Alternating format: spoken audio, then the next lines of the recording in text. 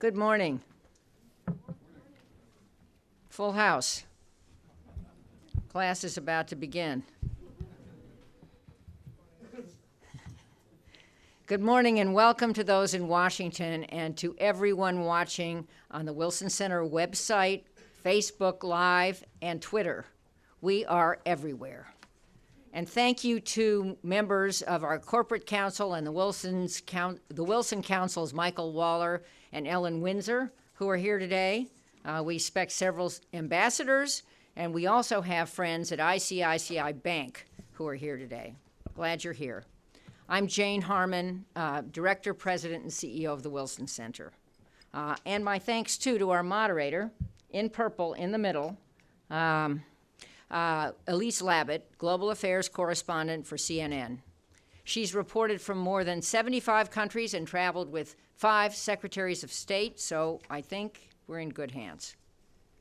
It's no secret that this past year has been less than ideal for serious policy discussion. Today, our all-star panel of program directors and vice presidents will go beyond the headlines and give us the view from abroad, examining key foreign policy challenges facing the future Trump administration. Let's be clear. Last Tuesday was a shock to the system. To quote the president-elect, it was huge.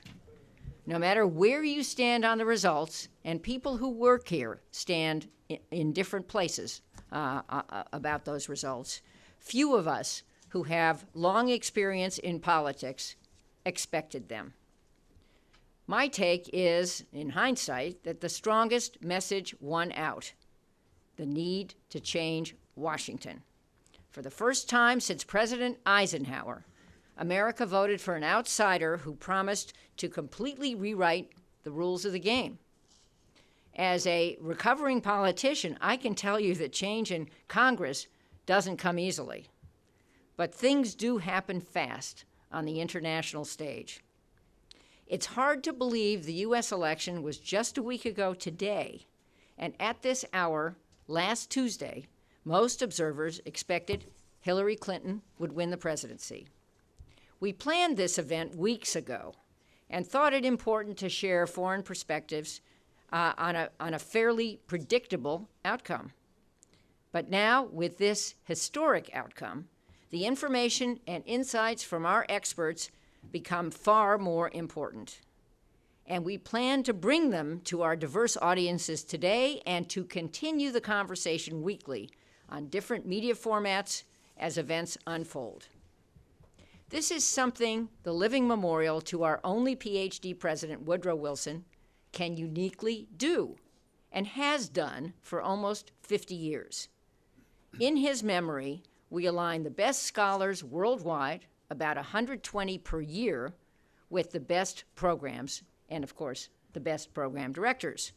So you will hear shortly from Matt Rajansky, just to pick one, director of our Kennan Institute, which housed George F. Kennan as one of the Wilson Center's first fellows in 1974 and has supported over 2,000 scholars in Washington and Eastern Europe in the years since. I'm sure you all know, because we get the smartest audiences, that President Putin called President-elect Trump yesterday. What are the implications? We'll hear what Matt thinks, buttressed by his years studying Russia and amplified by those on the ground in the region. We obviously assess other hard issues like immigration, nuclear proliferation, extremism, China's rise, corruption, women's leadership, from the vantage point of deep scholarship and vast experience. And you'll hear about a lot of that today from other program directors. And all of this happens in our safe political space. That's where you're sitting, in our safe political space, which is on media and physical platforms like this auditorium. In the almost 6 years since I left Congress, I've always been proud to lead this place. Never prouder than now when the issues are so urgent. And before I turn this wonderful panel over to Elise, I just have to say a few words about the pioneer Gwen Ifill, whose grace, grit, and talent were well captured in the obituary on the front page of today's Washington Post, amidst articles on Steve Bannon, Putin, and the changed politics we confront. Yesterday, we lost an incredible woman whom we all knew. Now more than ever, critical and informed journalism is important, and Gwen embodied that. She will be deeply missed in this town. Please welcome another incredible woman, CNN's Elise Labott. Thank you. Thank you, Jane, and thank you to everyone for being here at the Wilson Center for a very important discussion on the international implications of our historic election. I just want to echo what Jane said about Gwen. It's a loss for all journalists and all humanity, because the critical thinking, the wonderful spirit, and the curiosity and warmth that she brought to this job has really been an inspiration to me and so many others. So we will try to carry on in the traditions and the example that she set. As we said, we have a full range of really some of the country's leading experts to talk about the far-reaching implications of the election of Donald Trump, what that means for U.S. leadership in the world, and I think from a perspective of what the leaders around the world and the people in these countries are going to expect from the new president, from the United States. We're going to start close to home with Duncan Wood, the director of the Mexico Institute. Duncan, the president did have a controversial campaign about Mexico, sometimes discussing Mexicans in derogatory terms. But beyond that, talked about this wall between the United States and Mexico. Talk to us about the reaction in Mexico, and how does President-elect Trump get this relationship back on track, given the fact that there is so much trade, so many people back and forth between the U.S. and Mexico. Our neighbor to the south, we're really so inextricably linked. So this relationship obviously can't be ignored. How does he right the ship and get that back on track? Talk to us about some of the challenges there. Thank you, Elise. Good morning, everybody. Can you hear me? It's not on. No, it's not as much. Hello, hello. Can we get that working? Switch over to mine. Thank you. Alrighty. Much better.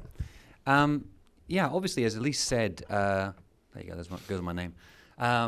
As Elise said, Mexico was hit perhaps harder than any other country, thank you so much, during the election campaign. And it's easy to forget now that it wasn't just Mr. Trump that mentioned Mexico in a negative context. In fact, even in Bernie Sanders' letter that was published the other day, we saw that Mexico was mentioned in the context of jobs leaving the United States. Now, this brought a horrified reaction in Mexico, because the Mexican government over the last few years has tried incredibly hard to emphasize the interdependent nature of the economic relationship. We have just completed a study here at the Wilson Center, in fact, called Growing Together, where we've established that almost 5 million jobs here in the United States depend upon the trading relationship with Mexico, directly and indirectly. And we've gone through state by state, and we've discovered that, for example, in California, over 595,000 jobs depend upon the trading relationship with Mexico. And that's a net figure. That is not that takes into consideration the jobs that have indeed left the United States to go to Mexico, but it takes into consideration the jobs that have been created because of the economic relationship. And so Mexicans reacted with horror to the idea that perhaps NAFTA was being called into question. Obviously, the idea of the wall holds enormous symbolic value in Mexico, campaigning for years to resist more barriers on the border. And of course, some of the derogatory comments about Mexicans themselves hit hard. Throughout the election campaign, we saw reactions from former presidents, first of all, of Mexico. President Vicente Fox came out, first of all, in very, very strong terms. And then we saw the previous president, Felipe Calderón, come out as well. And that kind of drew the current president, Enrique Peña Nieto, to make statements against Donald Trump's rhetoric during the election campaign. In the end, as it became clear that there was a chance that Trump might win, the finance secretary in Mexico, a guy called Luis Videgaray, reached out to the Trump campaign and invited him to visit Mexico. They also reached out to Hillary Clinton's campaign. And the idea was here to try to establish a channel of communication so that in the event of a Trump victory, financial markets, wouldn't react too badly. Now, that invitation and the correspondent visit by Mr. Trump to Mexico City was widely denounced in Mexico in the press. It was one of the least popular acts of this administration in Mexico. And, of course, now, after Trump has won, it's being reevaluated. There's a certain amount of revisionist history going on, and people are saying, well, this finance minister is in fact a genius. He saw the future, and he's coming back into the inner circle. Now, of course, he didn't know what the results were going to be, but he was hedging his bets. As a good finance minister would do, he recognized the vulnerability of the Mexican economy, of the Mexican currency, the peso, and of Mexican government finances. In fact, the Mexican peso this year has been hit harder than any other currency around the world. It's lost more value than even the British pound. So we've seen the Mexican peso slide to over 20 pesos to the dollar, from a period of from a point a couple of years ago when it was at around 12.5 pesos to the dollar. That's a significant slide in the value of the currency, and it's created a great deal of uncertainty in Mexico. Now, part of the reason for that is not just because of the wall or because Mr. Trump made derogatory comments about Mexicans. It was really all about the impact of a much more closed approach to international trade, and in particular, a possible renegotiation of NAFTA or an abrogation of the NAFTA. And what we've seen is that since Mr. Trump's victory last week, with a softening of his stance on a number of policy issues, the Mexican peso has begun to stabilize. In fact, yesterday it had a 1% gain, showing that the markets have now incorporated the shock into their calculations. And there is a little bit more optimism about the future. I think that what we're seeing right now is that the Mexican government is building upon its earlier actions to invite Mr. Trump. Immediately there was a phone call from President Peña Nieto to Mr. Trump to congratulate him. And in that phone call, they talked about the need to have a meeting before the Trump administration begins in January. And so we will see a meeting between the Mexican president and the U.S. president-elect. And the question now is, what are we going to talk about? In their meeting in Mexico City in September, they talked about the wall, and there's a dispute about whether or not they decided who was going to pay for the wall. But of course, since the election, we've seen that leading Republicans have come out and said, we don't expect the Mexicans to pay for that. But that was a damn good campaign slogan, wasn't it? And we're seeing now that there is a pragmatism on the part of the Mexican administration, a recognition of the need to engage, because the economic relationship is simply too important. The economic relationship is the foundation of Mexican prosperity.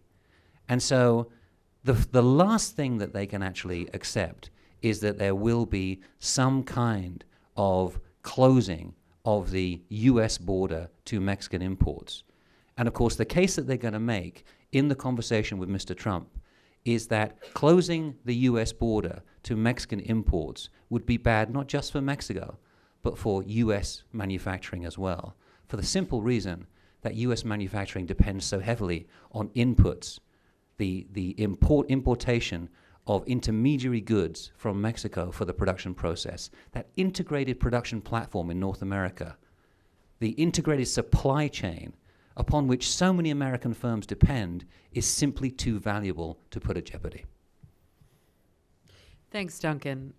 Appreciate that thoughtful look at some of the possibilities and also some of the concerns. Cynthia, let's go further south and talk about the region as a whole. Cindy Arnson is the director of the Latin American program here at the Wilson Center. These harsh anti-immigrant positions weren't just about Mexico. They were also about, broadsides against NAFTA. And I think when Donald Trump talked about Mexico, I think people in Latin America and maybe the whole hemisphere took that as a code for the whole region. So given what Duncan laid out in terms of trade, and also there is so much cooperation on non-economic issues, such as terrorism, such as countering narco trafficking, countering terrorism. Talk about the landscape in which the president will need to continue to nurture these relationships, given the concern about the negative attitude that these people in the region now feel a large part of the American electorate has about the region. Thank you, Elise, and thanks for that question. I think, as you mentioned, Latin America was not part of the U.S. electoral campaign, with the exception of Mexico, the broadsides against trade and against immigration. But even though those things were narrowly aimed at Mexico, they were taken, as you said, as codes for the way President-elect Trump or the Trump administration would deal with Latin America. And I think there's a great deal of concern. There's also, I think, a sense of shock in the region, in countries that have gone through very difficult transitions from dictatorship to democracy, that believe in free elections and that believe in open economies, to see the United States, the sort of flagship of democratic governance around the world, having an electoral outcome such as the one that we saw last Tuesday. There's a way in which, in many Latin American countries, there's a reaction that we have seen this movie before. We have lived through this movie, and it is not a good movie. There have been recent elections in Brazil, in Argentina, in Peru that have reaffirmed the value of democratic principles, of open markets, of openness to the international global economy, and the actual costs of going the other way in a much more protectionist direction. The poster child of that, perhaps no one better than Argentina and Brazil. So there is a sense that many governments have adopted the prescriptions that in a lot of ways emanated from Washington, not just from the U.S. government, but from international financial institutions about the value of openness. And now they're seeing the United States turn its back on those principles.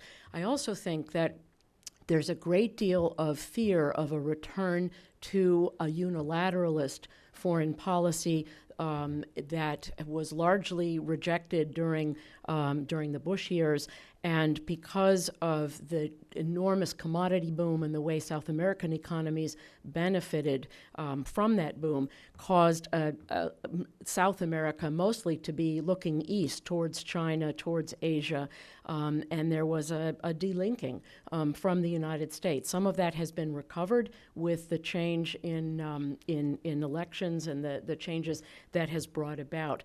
There's also a concern in a country like Colombia or a region like Central America that has forged deep cooperative relationships with the United States on security issues, on counter-drug issues, and on the effort to build more inclusive societies, that the United States now will either cut back drastically on foreign assistance or focus narrowly on the security dimensions of those problems. If you want to fight narco-trafficking or prevent immigration, you have to build opportunities for young people to be legally or to be inserted in the legal economy. And you can't just have a one-sided policy. It has to be multifaceted. So all of these, it is not a simple world. It is a complex world. The complexity of dealing with the transition in Venezuela is going to take cooperation. It's not going to take just the United States dictating what should happen. So I think that there is a lot of opportunity for moving ahead in a collaborative way, but most people are looking with alarm at what just took place in the United States and wondering about what a new Trump administration will do vis-a-vis the rest of the region. Thanks, Cindy. Matt Rojansky is the director of the Kinnan Institute. It seems as if the election of Vladimir Putin in Russia was kind of a third party in this election, if you will. A lot of accusations back and forth, a lot of scrutiny of a supposed coziness between the candidate and his aides and the Russian government. But I think that sets up an expectation of what the relationship between the U.S. and Russia is going to be like. Donald Trump is going to team up with Vladimir Putin. They're going to go against ISIS. There's an expectation perhaps that Russia will get a pass on some of its aggressive behavior in Ukraine and the Middle East. But talk to us about how Donald Trump needs to navigate this relationship. There's a lot of concern for years about Vladimir Putin and Russia's growing aggressive tendencies around the world, but there's also so much critical cooperation that goes on between the U.S. and Russia. And there are concerns now with Vladimir Putin putting nuclear-capable missiles on NATO's doorstep to its actions in Syria, that the cooperation that both countries tried to set up, that reset that never happened, is really kind of off the rails. How does he get it back on track? Well, thanks, Elise, and thank you, Jane, for convening this forum, because I think it's rare in the aftermath of an event that tends to reset, no pun intended, a lot of people's expectations, that we have a chance to be descriptive rather than purely prescriptive. We're very good at that in this town. We write a lot of papers and op-eds and things that say, this is what so-and-so should do. I think the important questions at this moment are, what's going on, what's happening. And I've been, like many probably, absolutely glued to the front pages of newspapers, learning about what's happening in our country. And the wider world, of course. And so for my little slice of it, not so little, I suppose, it's a big enough slice that no one scholar's wisdom suffices. But I will say George F. Kennan would be someone I wish was around to provide us counsel right now. There's a lot of times when I wish that. What I'd start with is yesterday's call between President-elect Trump and President Putin. All I can say is that from my vantage point, this appeared to be basically a follow-up on his congratulatory telegram. I think Putin very wisely sent a telegram rather than calling Trump. He got that telegram in quickly, which is an important thing for any world leader to do, but he didn't call and thus create the impression that, he was intervening too much in the Trump campaign in the immediate afterglow. But they did need to have a conversation, and it's good that that conversation was frankly pretty short, that it was positive, that it was very open-ended. They did not get into any substantive negotiation. I think what we're seeing still is a bit of a hangover in the reporting on this from the campaign phase, where there was just a constant blow-by-blow of what are the Russians doing and saying about either or both of the campaigns. I mean, honestly, the phone call was a protocol phone call. There wasn't really a story there, and if you read the reporting on it, there's not much in it. Now, that said, there's some interesting stuff going on in Russia with respect to the outcome of the U.S. election. There was an initial wave of triumphalism. You certainly saw reporting about the parties in Moscow, people toasting the victory as if it was their victory, this sort of notion of a third candidate in the race. I think that's pretty superficial, and I think Russians are also coming around pretty quickly to the recognition of how superficial, in fact, that is. The fact of the matter is there's really no force or figure in the U.S. election that was advocating for Russia's interests. They have different views of what American interests are, and that's a debate that we're going to have here in Washington. It certainly doesn't solve any problems for Russia.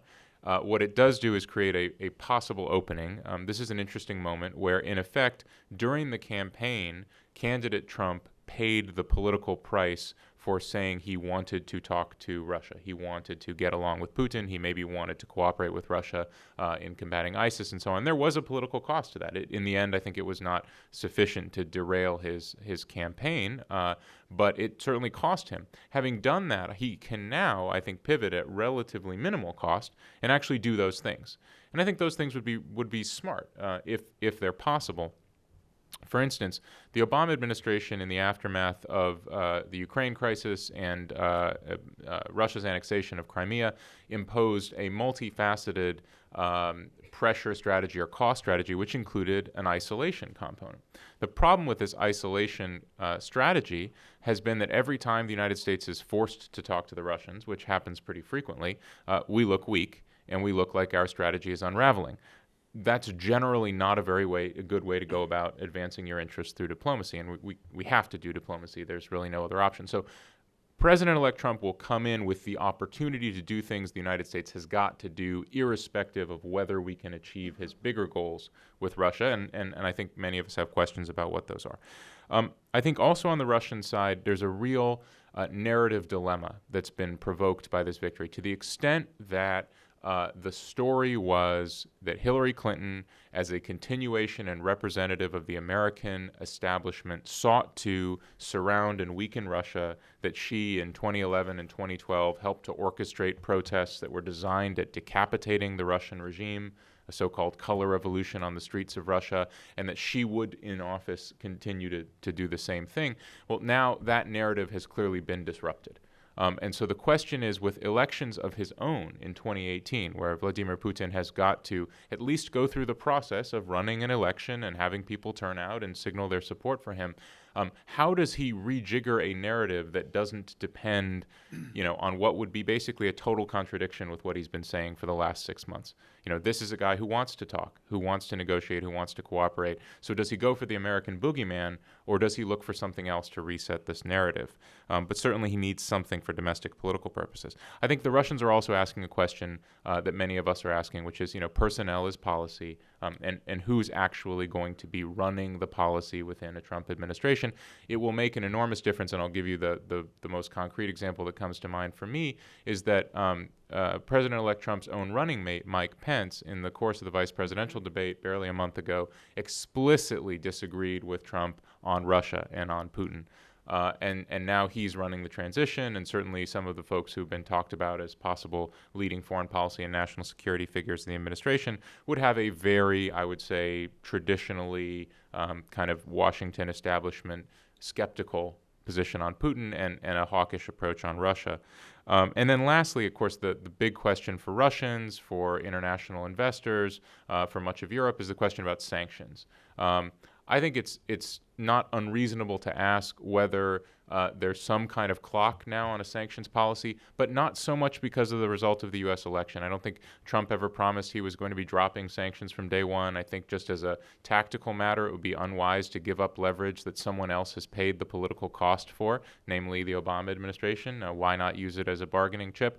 But that said, it's mostly because they haven't worked. They haven't actually delivered the change in Russian policy that Washington had hoped for. All of that said, Europe is really still the key actor on sanctions. It's European sanctions that bite on Moscow. It's not American sanctions. And so whatever signals the new administration sends or doesn't send, it's going to depend on how they're interpreted in Berlin and Brussels and Paris, et cetera. So I think there's very much of a wait and see. Maybe that's not surprising, but those are the kinds of questions I think the Russians are asking. Thanks, Matt. Robert Daly is the director of the Kissinger Institute for China and the United States. Donald Trump laid out a bit of a combative attitude towards China. China is raping the United States. He wants to get back on an even footing with China. But there's also, he talked about, working with China on North Korea and some of the other things. So I think that there's a lot more complexities that we haven't really been discussing during the campaign to the relationship with China. What are the Chinese expecting? Are they expecting a Donald Trump that's going to be very combative, that's going to label them a currency manipulator, that's going to spark a trade war? Or is this someone a businessman that they see that they can find areas of common ground and cooperation? Thanks. Well, thank you. The Chinese are sophisticated and practiced observers of American elections. They know how to listen to campaign rhetoric, but they are asking the question that you have just outlined, actually, who is going to show up, who is going to be in the White House. Xi Jinping, the secretary of the Chinese Communist Party, like Putin, made a call to President-elect Trump. It was very responsible. It was very reasonable. It was very brief. And they talked about cooperation being the only possible track for the U.S. and China. And Xi also got in his favorite phrase, we have to pursue win-win solutions, which wags in the American military have said they've come to realize in the Chinese case mean that China wins twice. That's what win is about. So they have listened to the many Trump statements throughout the campaign, and these have been parodied on YouTube, where you see Trump's lips pronouncing China, China hundreds of times. But it's clear to China that those statements about raping the United States, about currency manipulation, don't derive from deep systematic thought about the nature of U.S.-China relations. They derive from an obviously accurate instinct about what Americans wanted to hear China was doing pursuant to winning votes. And so that is really water under the bridge as far as China is concerned, a sophisticated response. When you look at the press and the what their equivalent of the Twitterverse, you find in China as in Russia, Matt mentioned a degree of triumphalism. The election reinforced two major Chinese narratives about the United States, which I think have a lot of purchase both in leadership circles and in popular circles, one of which is that American democracy is failing, and that this was a good example of that because it seemed so comical and uncontrolled. And second, that the United States is in long-term decline. And this also reinforces that narrative. And some of the triumphalism, I think, stems from that. I don't know, Matt, whether that's true in the Russian case as well. But that's countered by a deep awareness that the United States has considerable current advantages in both hard and soft power in the region. China is extremely aware of this, and it's aware of its own fragility and its own vulnerability because the Chinese economy is slowing down and it still needs a strong economic and trade relationship with the United States. So they're not quite sure how to hedge their bets here. That's one reason why I think you may have read in the Financial Times and other analyses which suggested that China was going to want to test Trump early on. I think that's wrong. China does not have an interest in testing Trump. They are going to be patient and wait and see what Trump's appointments are. Again, personnel is policy, and what his next moves are. They don't have an interest in provoking an early crisis or even in forcing a Trump administration to make a decision early on about the nature of its competition and cooperation with China. So I think that they're going to take a wait-and-see approach. They'll be patient because there's a lot at stake. What is at stake is the long-term, and China takes the long-term view, reshaping of regional and world order. This is the issue.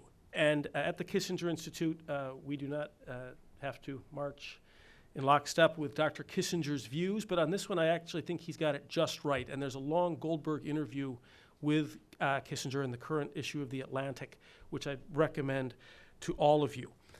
In the Middle East, which we'll be talking about in a minute, in Russia, we're mostly looking at acute threats to American security.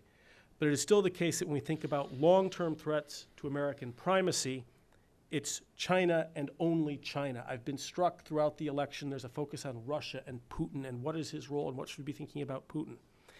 It is a mark of the intelligence of Chinese foreign policy that we've not been having that conversation about Xi Jinping and Xi's China and how do we respond to China. That is a victory for the Chinese. They see things going their way in the long run. Obviously, TPP, I think, is now dead and buried. That was the economic pillar of the rebalance to Asia. That is gone. China is going to try to capitalize that in Lima at the APEC meetings right away by pushing its new free trade, well, it's not altogether new, but it's not yet concluded free trade area of the Asia Pacific. China has also seen with the visit of President Duterte of the Philippines and the Prime Minister of Malaysia recently, a tendency of Southeast Asian nations to bandwagon with China in the absence of American leadership. So the question I think that China is now asking, and this gets to your initial question, which I think was well put, is who's going to show up? Is Trump the isolationist, the businessman who is going to want to make deals based on interests, but who is unconcerned with human rights and projecting American values? Or is Donald Trump interested in American leadership, which was not part of his campaign rhetoric? It was never clear that making America great again necessarily involved assertion or continuation of American leadership. A very interesting silence in the Make America Great Again discourse of Trump. So that is the question they're asking. Is it going to be about leadership or is it about isolationism? And then just in closing, note that question, U.S.-China balance of power and who will shape international norms, is not just a U.S.-China issue. It's an issue in all of these regions. It's right. Matt and I work closely Absolutely. on the ways that Putin and Xi like to sometimes partner to provide an illiberal but legitimate set of alternatives to liberal norms. It matters for South America. It matters very much for Mexico, for Africa, for the Middle East. China knows this, and this is the question they'll be asking. Thank you. Thanks so much, Robert. Well, I think that sets us up for the Middle East about American leadership, where leaders in the region have been very concerned that American leadership is on the decline, that the Obama administration might have abandoned its Gulf allies, certainly the inaction in Syria. Do you consider this trend will continue under Donald Trump? What are the leaders in the region expecting from him, and how is that going to shape some of the many conflicts that are going on? You have not only Syria and the fight against ISIS, there's implementation of the Iran deal. There have been mixed signals about what President-elect Trump would do vis-a-vis the Israelis and the Palestinians. And then, there are any number of other issues, Egypt, Libya, Yemen. What is this region looking for from President Trump? Is that all for me, Elise? First of all, it's terrific to be here with you. And I have to say, every time I listen to my colleagues, I'm reminded of how extraordinary they really are. I mean, their proficiency in regional language, their regional expertise, their capacity to even while they have incredible thematic altitude, to understand the granular when it comes to these issues I'm humbled every time I meet with all of you, truly.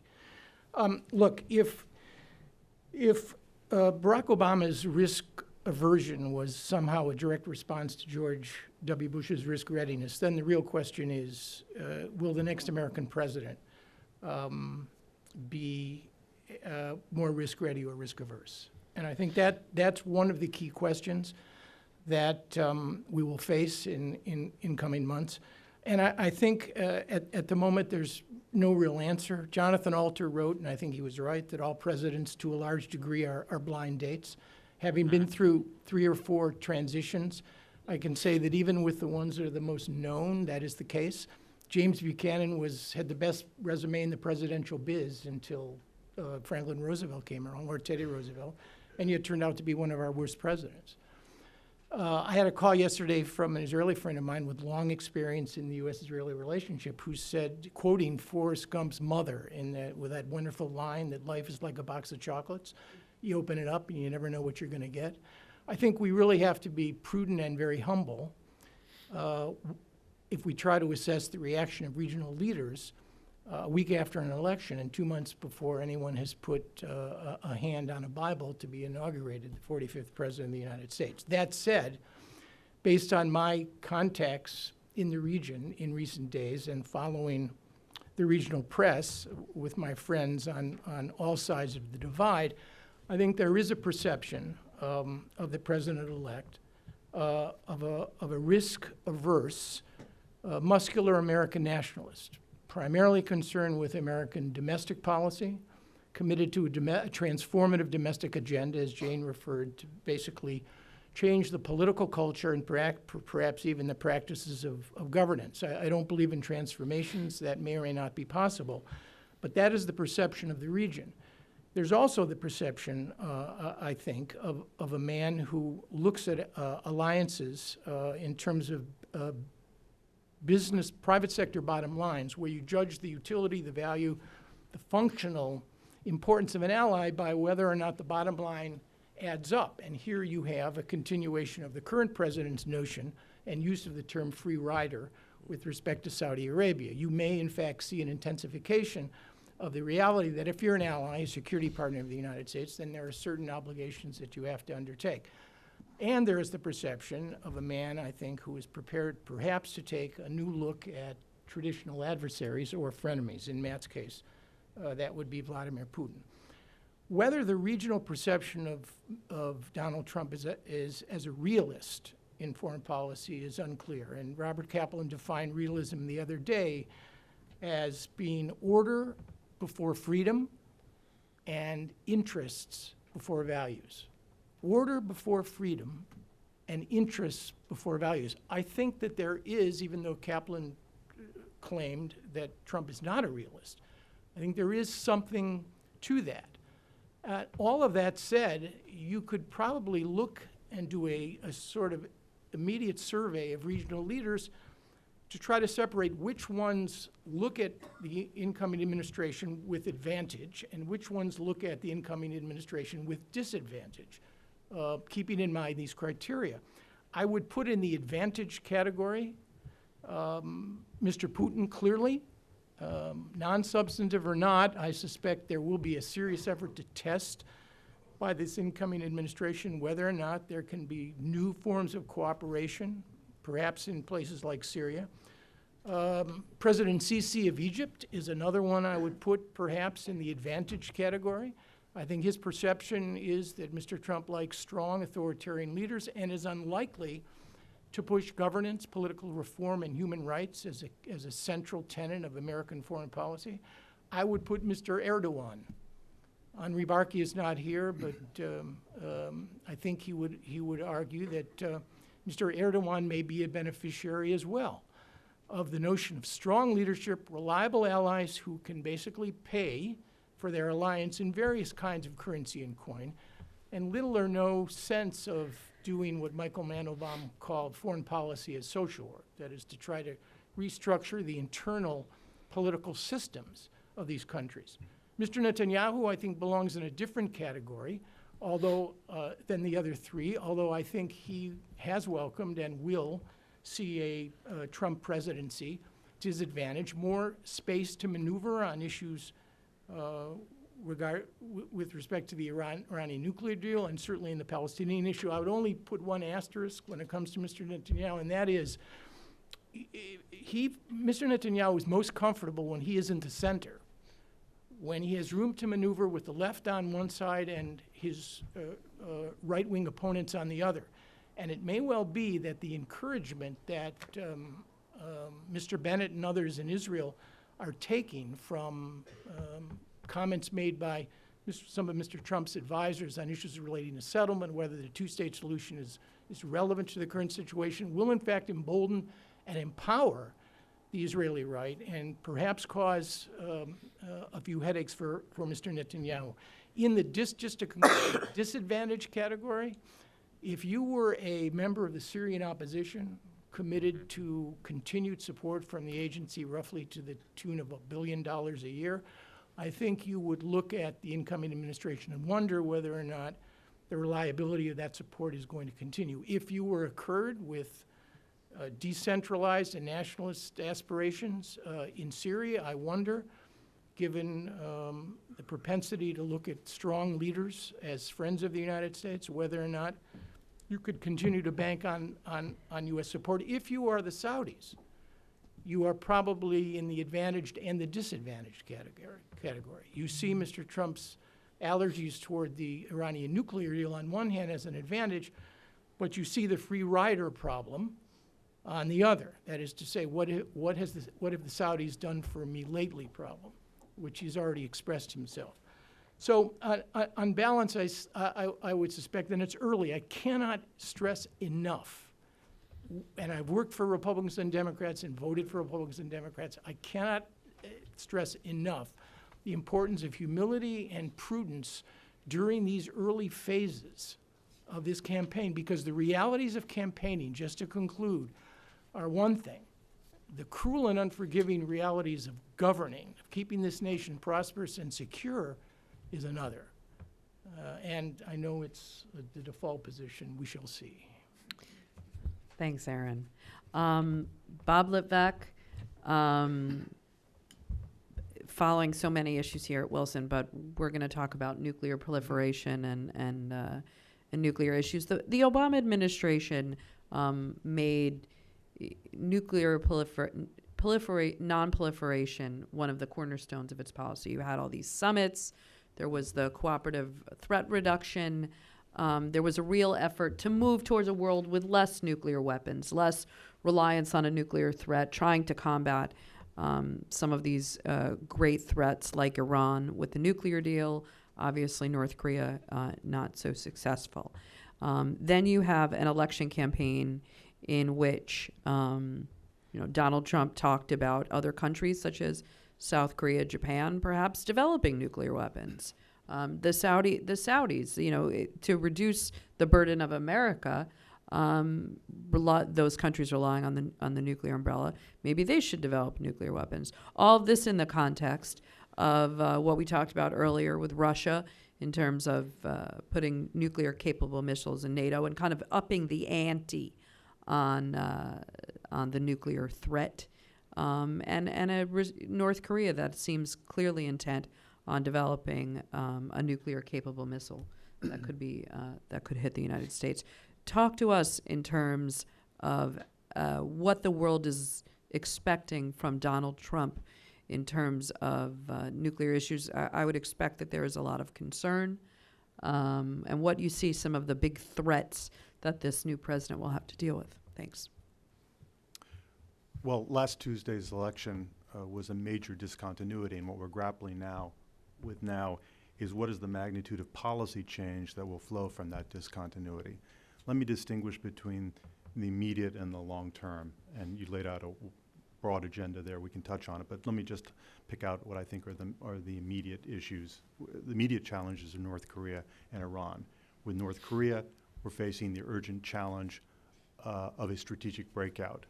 That strategic breakout is quantitative, as North Korea masters miniaturization of warheads and long-range ballistic missiles, and it's qualitative, and it's also quantitative in that they're about to ramp up their warhead arsenal from 20 to perhaps as many as 100.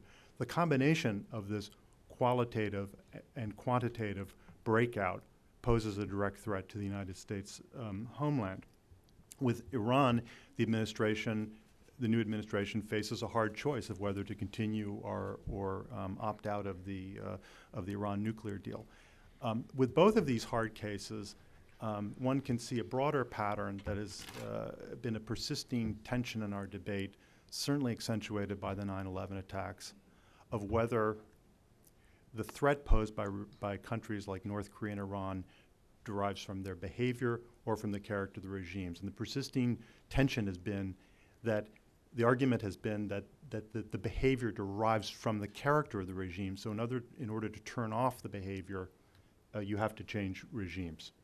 And that, to pick up on a kind of a analytic thread running through Aaron's analysis of whether U.S. policy should be transactional or transformational, that feeds right into the nuclear nonproliferation debate. Because if the approach is that the threat derives from the character of the regime, then behavior change is not going to get you there. You eschew transactional diplomacy to curb the dimensions of the program, because as long as the regime remains in power, the threat is linked to the character of the regime. And that's been the persisting debate there.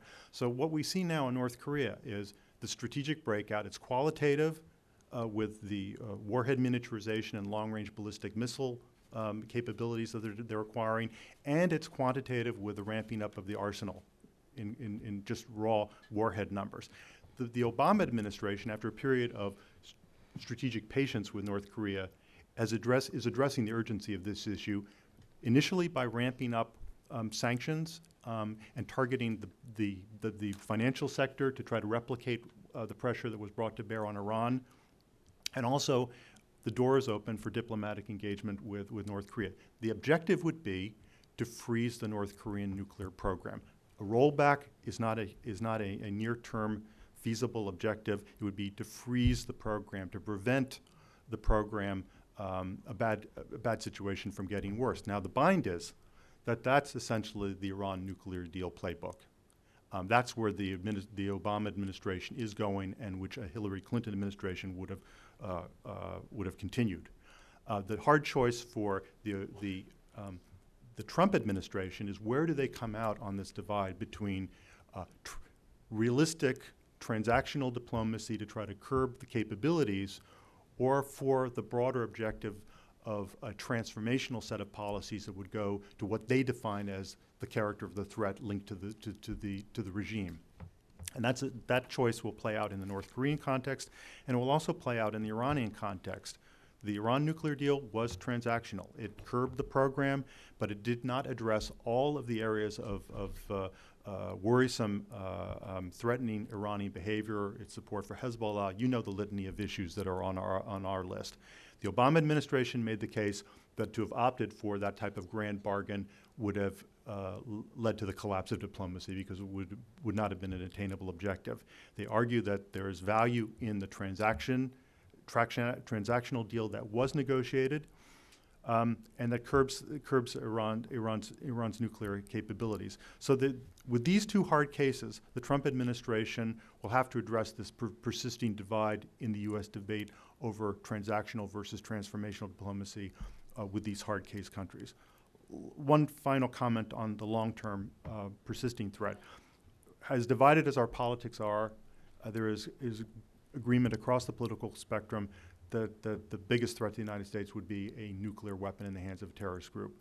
And Elise, you referred to the nuclear security summits that the Obama administration convened, which has led to a decrease in the number of states from 35 down to 24 of states with weapons usable fissile material. If a terrorist group buys a bomb, steals a bomb, or builds a bomb, it's going to rely upon a state, either through an act of negligence or of commission, to either transfer a weapon or the weapon's usable material. So the approach of the Obama administration has been, if we have an effective state-based approach with the 9 nuclear weapon states and the 24 states that have weapons usable material, we lock up those materials, secure them, it cuts off these pathways to terrorist acquisition. I think that is an area of bipartisan agreement that the Trump administration could build on. And Matt Rajansky and I have written a piece on the opening that is there with Russia potentially, which recently opted out of the cooperative threat reduction, of possibly re-engaging Russia to work on this area of core interest to the United States, which is one of mutual interest that we have with Russia. Thanks, Rob. Okay, a couple of themes that I've kind of picked up from these discussions that I want to throw out to the panel, and then in a few minutes we're going to open it up to your questions.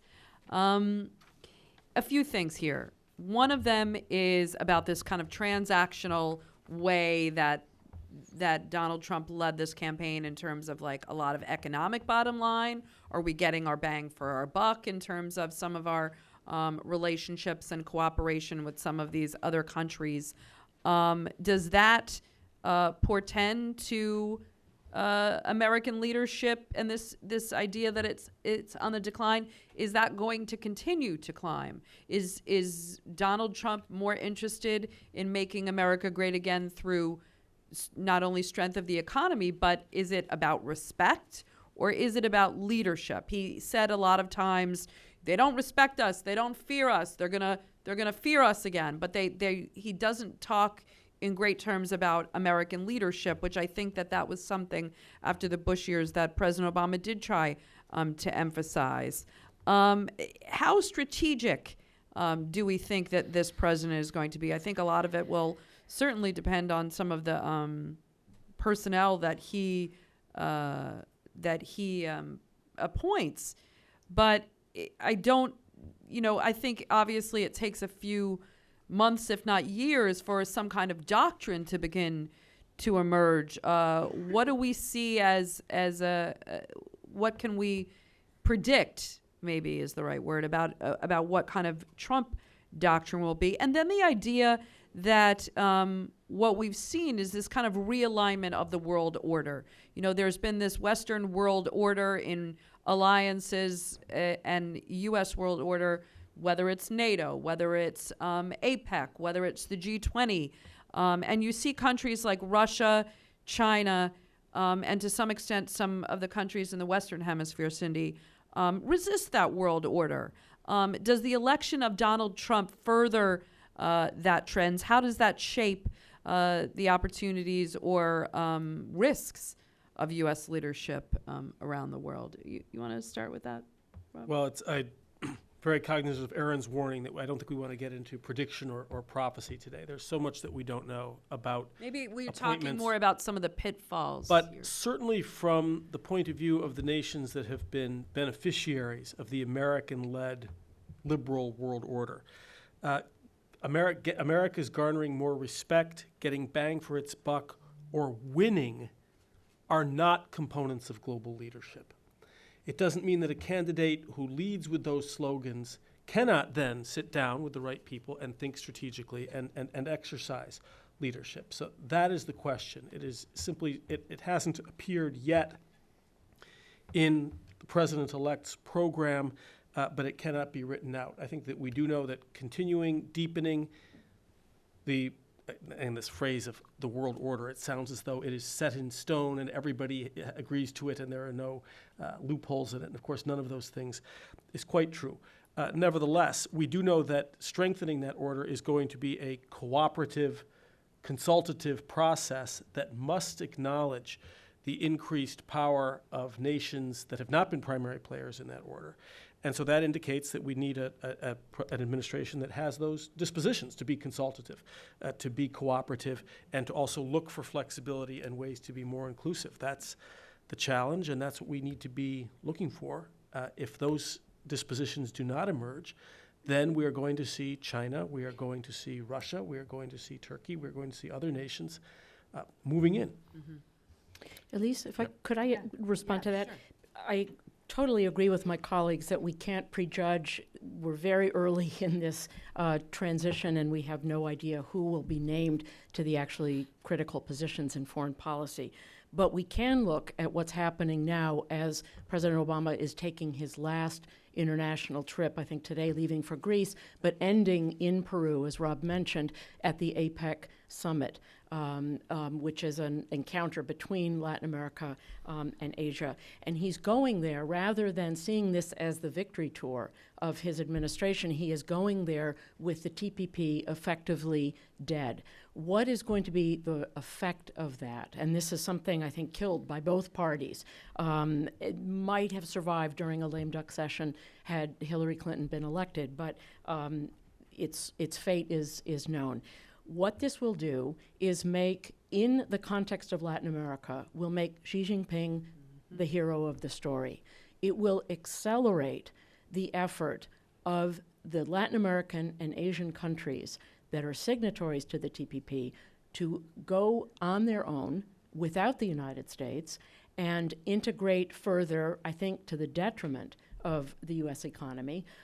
It will accelerate the efforts of the Pacific Alliance countries, Mexico, Peru, Chile, Colombia, to integrate with Asia, not just China, but Japan and South Korea and India, again, to the detriment of the United States. And it feeds this narrative, which is not just in China, about the general decay and decline of the West and the rise of the East. It totally feeds that narrative in South America, ironically at a time when they had begun to turn away from that because all of the benefits of the commodities boom in the decade of the 2000s have vanished. And people governments throughout the region are recognizing that, gee, the United States has a lot to offer too in terms of technology and investment and especially in foreign direct investment. So I think that we do know the effect of some of what lays before us. Okay,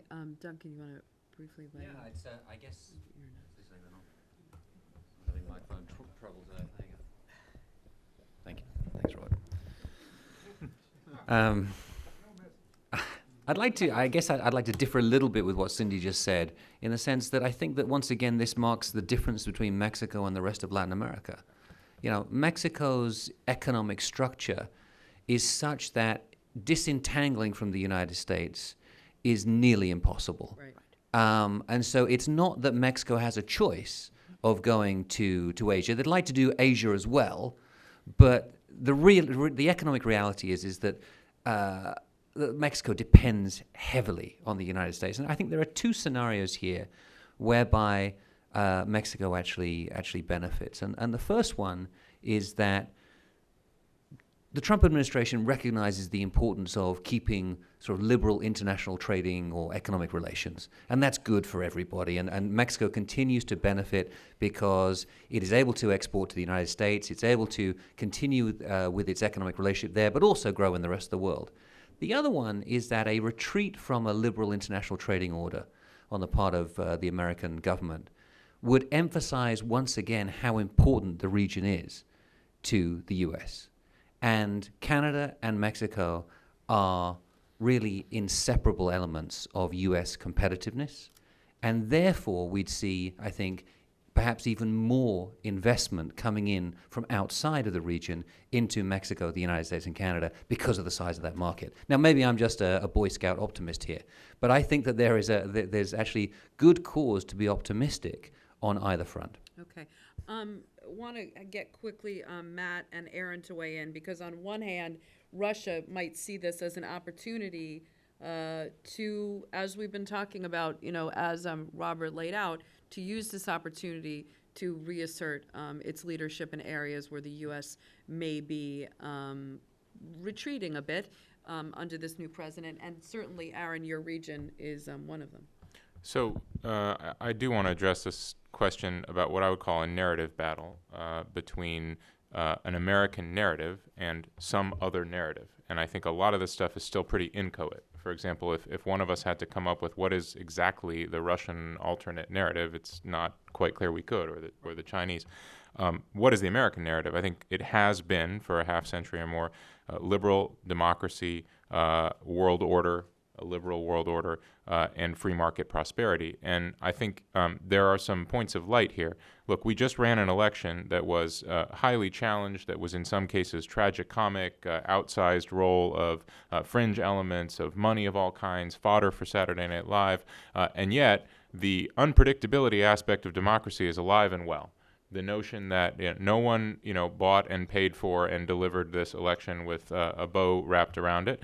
What happened was the people spoke, and we've had a kind of sea change. And so I think the sense in which the American electoral system, the notion that the people vote, that they elect representatives, and that system is pretty unique and pretty special, that's pretty robust and healthy. Now, do we preserve with that liberal values? Do we preserve with that the open society? Do we then proceed to reinforce the notion of a liberal world order, which requires a firmer hand? Deterrence, for example, ensuring that borders and sovereignty are respected. That's a hard thing to do because it takes resources and it takes firm will. But that's a question that the new administration will face from day one, because you have territory that's now occupied in Europe.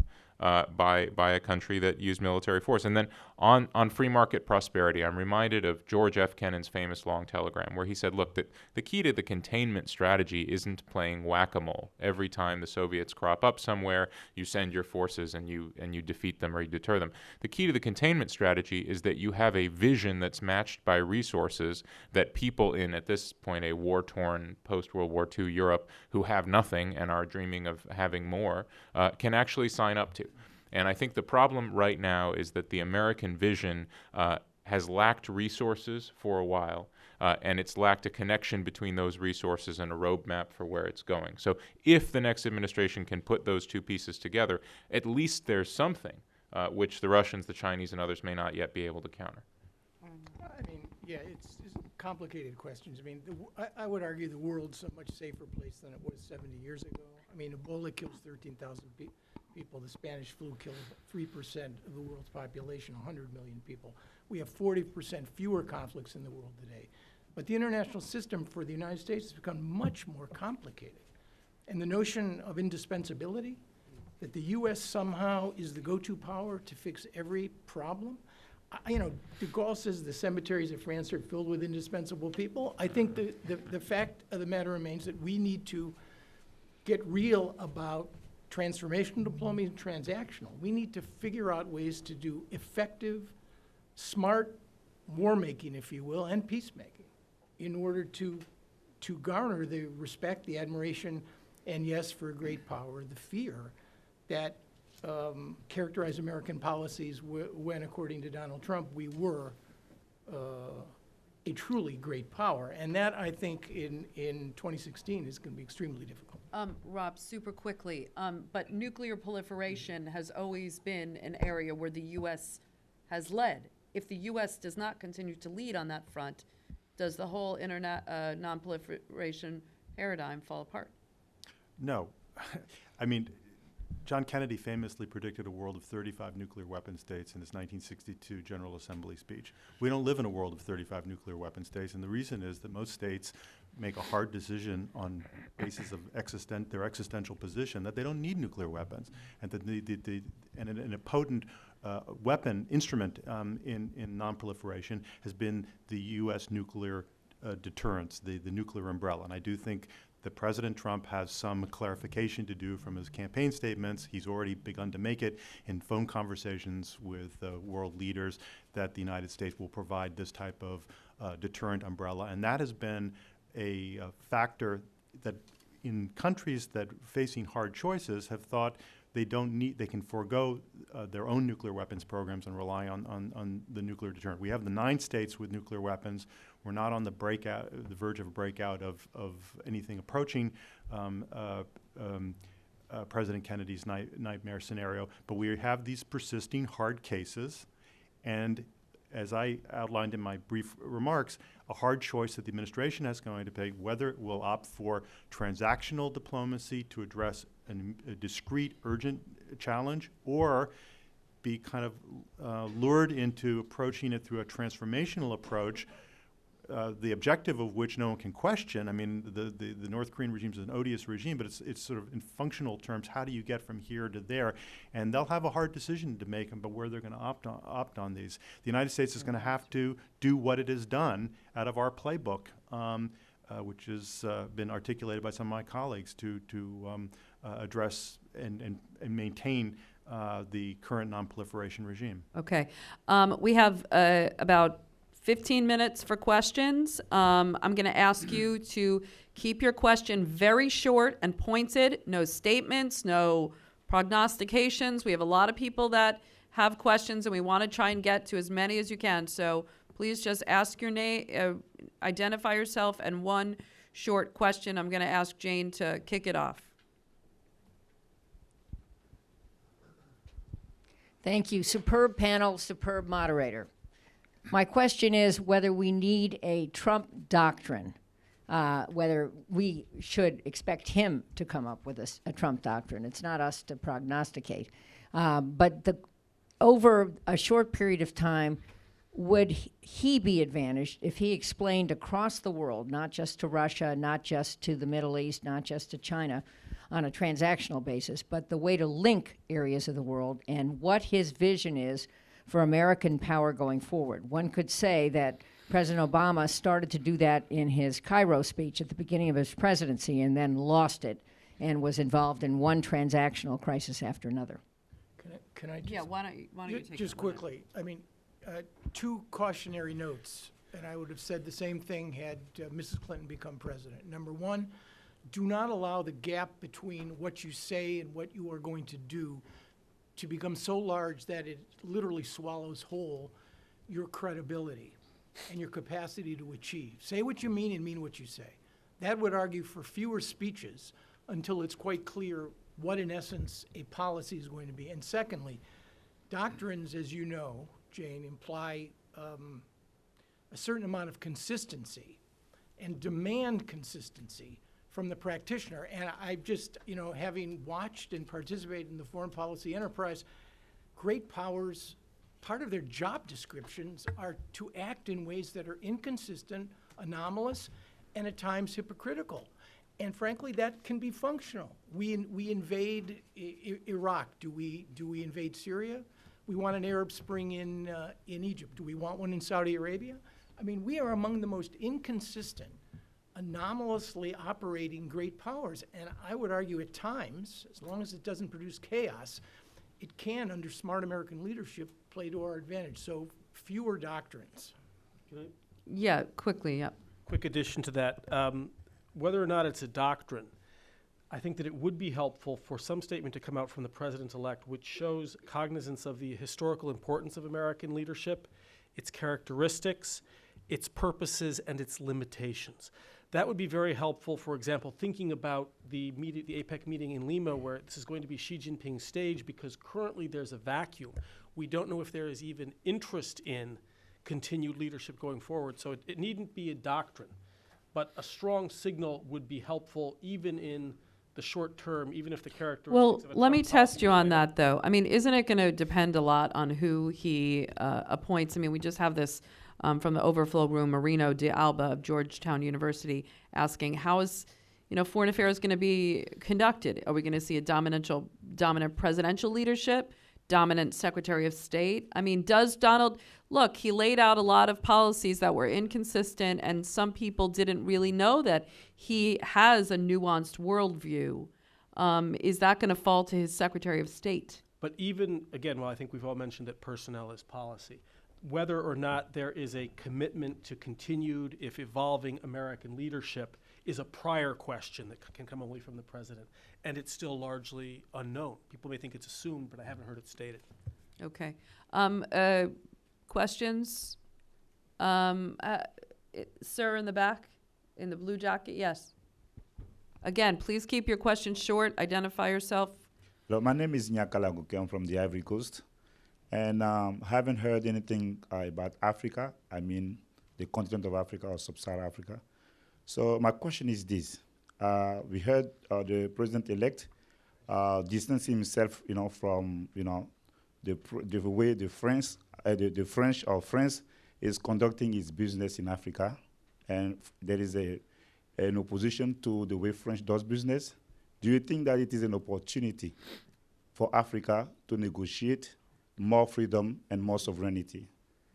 To any of you in the panel. Thank you. Good question. That there has not really been any discussion of Africa in the campaign, so I think it's really an open question. Who's going to take that one? I mean, Africa was a major priority for the Bush administration and to a large degree for the Obama administration for many reasons. And I wish I had an answer, a good answer to your I question. wish we had Monday. Or exactly. And I think this is one of the areas which I'm not entirely sure that the putative Trump administration has thought through all that clearly. Can I just Yeah. say something broadly speaking? So, of course, there's always going to be a list of boxes that a new incoming president has got to check on every foreign policy issue, just as there is on every domestic policy issue. Some of it you do by proxy, by appointing people who then go and give the speech and check the box, sort of, I, President so-and-so, care about the association of X. And so I'll speak at your convention. But the risk is you start going down that road, and pretty soon you end up at the dead ends or the lose-lose choices, right? You've got to choose either China's side or Taiwan's side, right? The Israeli side or the Gulf state side or something. And the problem with that is you only lose political capital doing that. And in the early years, certainly the early months of an administration, it'd be very wise, I think, to agglomerate and accumulate as much political capital as possible so that the things that are important for you to do, you have some chance of getting done before you are then faced with either re-election problems or legacy problems.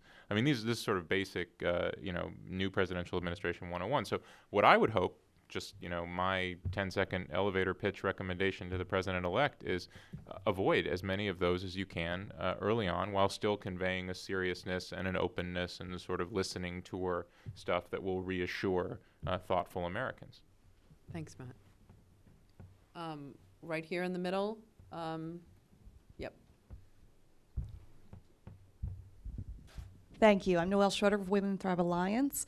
We've heard only a brief mention of the United States' role in promoting good governance and democratic institutions and human rights around the world.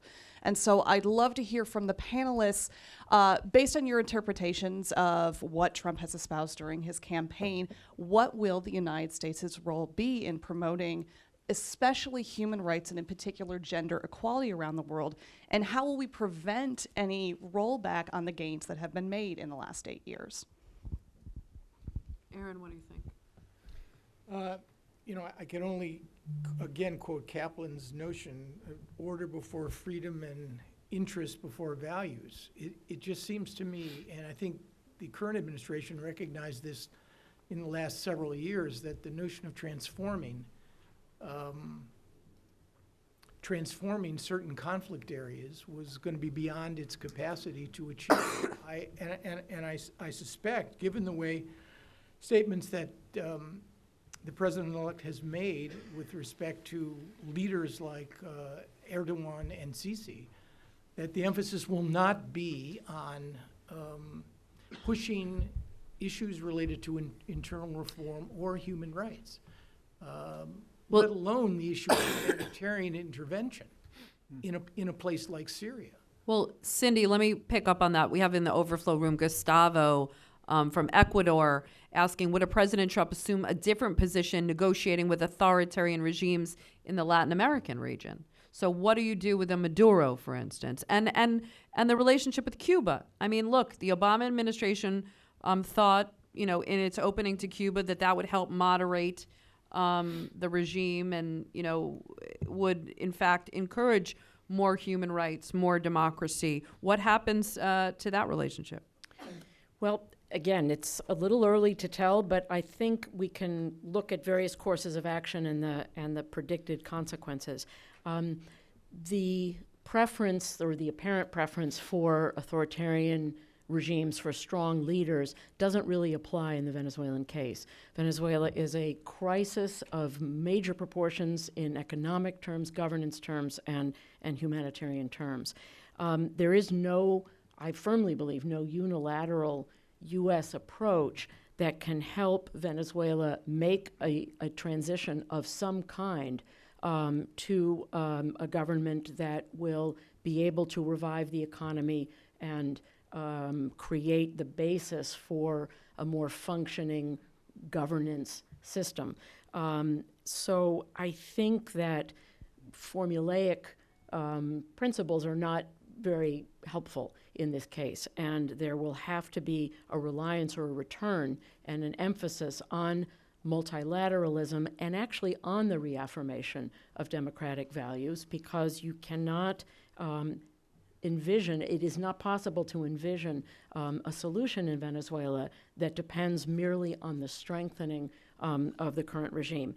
In terms of Cuba, I think you're right. There was this assumption that greater economic ties, people-to-people contact, family sending remittances would create inevitable pressures for greater openness, freedom of expression, and democracy. The Cuban government, I think, has not shared that set of principles, has strongly resisted the sense that U.S. policy under Obama could lead to regime change.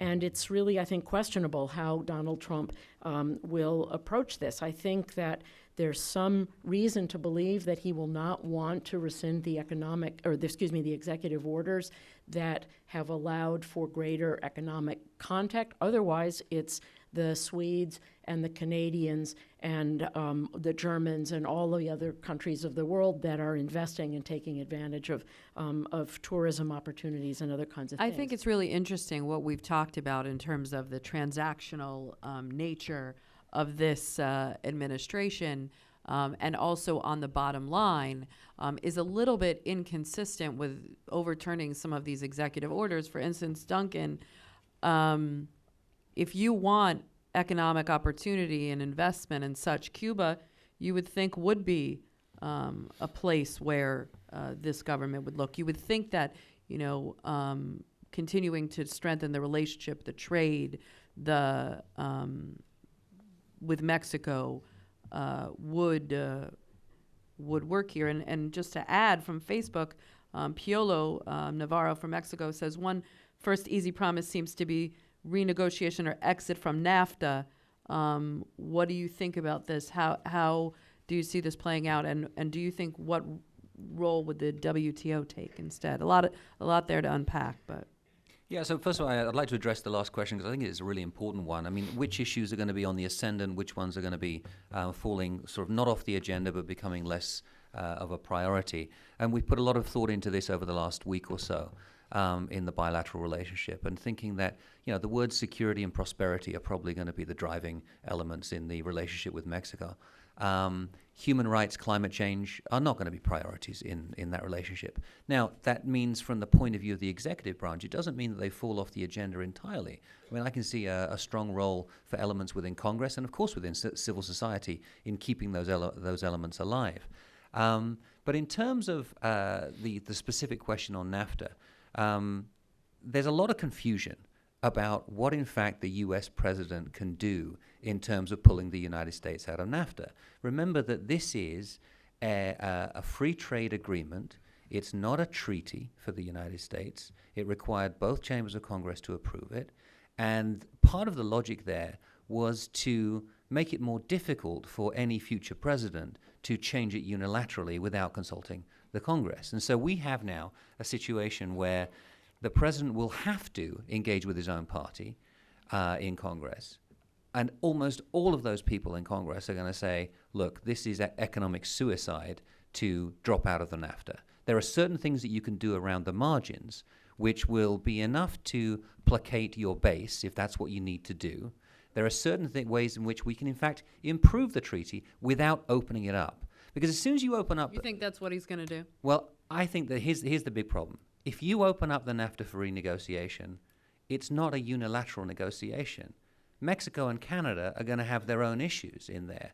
And then you have to get the whole thing through Congress again. But wasn't that the thing? Wasn't that the thing with TPP, right? That Hughes said, well, you know, you had, you know, more than a dozen nations. So I think one thing that we're all talking about right now is that a lot of these are his opening kind of bargaining or negotiating positions, but not necessarily where we're going to end up. I think we have time for one or two more right here.